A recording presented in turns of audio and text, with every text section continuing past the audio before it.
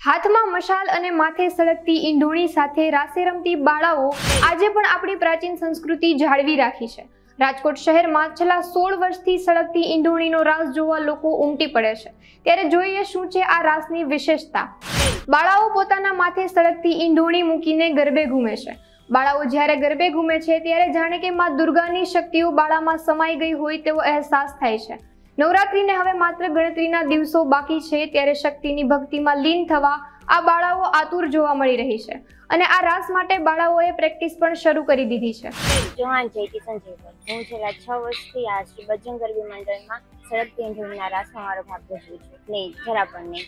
આપણે વાત કરીએ કે હવે નવરાત્રીના માત્ર 8 થી 10 દિવસ બાકી છે, પણ અમે લોકો આ રાસની ખૂબ જ પ્રેક્ટિસ કરીએ છીએ અને એ વાત સાચી છે કે સળગતો ગરબો, માથે 2 ઈંઢોણી અને હાથમાં 2 સળગતી મશાલ સાથે અમે લોકો આ રાસ ઓડિયન્સ સામે 20 થી 25 મિનિટ રજૂઆત કરીએ છીએ। અમારા હાથ અને વાત રહી ડરની, તો અમે લોકોને આ રાસમાં જરા પણ ડર નથી લાગતો। આપણે પાસ્ટમાં વાત કરીએ કે રાજકોટમાં ઘણા બધા આગને લગતા હાદસા થઈ ગયા છે, બટ આ રાસમાં અમારી લોકોની સેફટી ખૂબ જ ધ્યાનમાં લેવામાં આવે છે, એટલે અમને લોકોને ડર જરા પણ નથી લાગતો।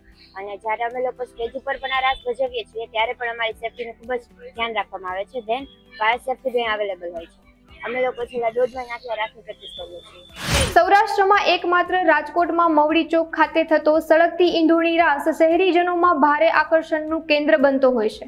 જ્યારે બાળાઓ સતત 20 મિનિટ સુધી આ આગને પોતાના મસ્તક પર ધારણ કરે છે ત્યારે માના ચરણોમાં નતમસ્તક કરવાનું મન થાય છે। મારું નામ વરુણેન્સી ભાઈસભાઈ છે।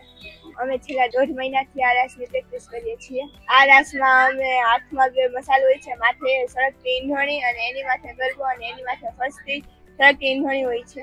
આયોજક દ્વારા અમારી સેફટીનું ખૂબ જ ધ્યાન રાખવામાં આવે છે। જો અમને માથામાં ગરમ લાગતો તો તે લોકો દ્વારા અમને કહેવામાં આવે છે કે તમે બહાર પણ નીકળી શકો છો કે, અને અહીંયા ફાયર સેફટીની પણ ઘણી સુવિધાઓ રાખવામાં આવે છે। હા, માતા પિતાએ તો પહેલા જ એમની પરમિશન લેવામાં આવી હતી। જેમ કે આપણે જોઈએ તો હમણાં ઘટના થઈ હતી અગ્નિકાંડ, આપણે રાજકોટમાં અગ્નિકાંડ થયો તો તેથી વળી સ્ટ્રિક્ટ ધ્યાન રાખવામાં આવ્યું છે અને માતા પિતાની તો પહેલા પરમિશન લેવામાં આવી હતી। શ્રી બજરંગ ગરબી મંડળ દ્વારા આ રાસનું આયોજન કરવામાં આવે છે। કોઈ દુર્ઘટના ન સર્જાય તે માટે ફાયર સેફટીના સાધનો સાથે રાખીને બાળાઓને પ્રેક્ટિસ કરાવવામાં આવી રહી છે। ત્યારે માતાજીની આસ્થા સાથે આ બાળાઓ જ્યારે રાસ રમે છે ત્યારે લોકો પણ માતાજીની આરાધનામાં લીન બની ભાવ વિભોર બને છે।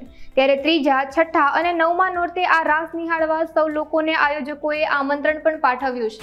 મારું નામ ઝાલા યુવરાજસિંહ છે। શ્રી બજરંગ ગરબી મંડળનું આયોજન શ્રી મવડી ચોકડી ખાતે 16 વર્ષ પૂર્ણ કરીને 17મા વર્ષમાં મંગલ પ્રવેશ કરી રહ્યા છીએ।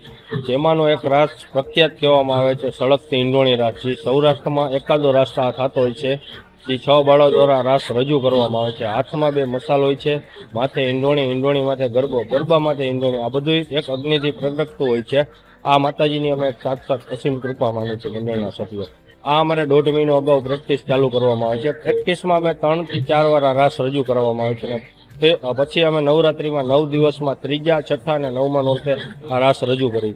બાળાઓને સેફટીને ધ્યાનમાં રાખીને ફાયર સેફટી રાખેલી છે અને પ્લસ અમારા બજરંગ ગરબી મંડળના 4 ખૂણે 5-5 વ્યક્તિઓ ખડે વખતે ઊભા હોય છે। પરમિશન અને એની મિટિંગ પણ લેવામાં આવેલી હોય છે આ બાળાઓની, 6 બાળાઓની, કે ભાઈ અમે આ તમારી બેબીને આ રાસમાં અમે રાખી છીએ તો તમને કોઈ પ્રોબ્લેમ તો ના પાડે। રાજી ખુશીથી આ બાળાઓ અમારે અમે એક રાજકોટની જાહેર જનતાને એક ભાવભર્યું આમંત્રણ આપી છે કે શ્રી બજરંગ ગરબી મંડળનું એક આમંત્રણ સ્વીકારીને તમે આ રાસ જોવા એકવાર આવો। આ નવદુર્ગા સાથ રમે છે આ રાસમાં।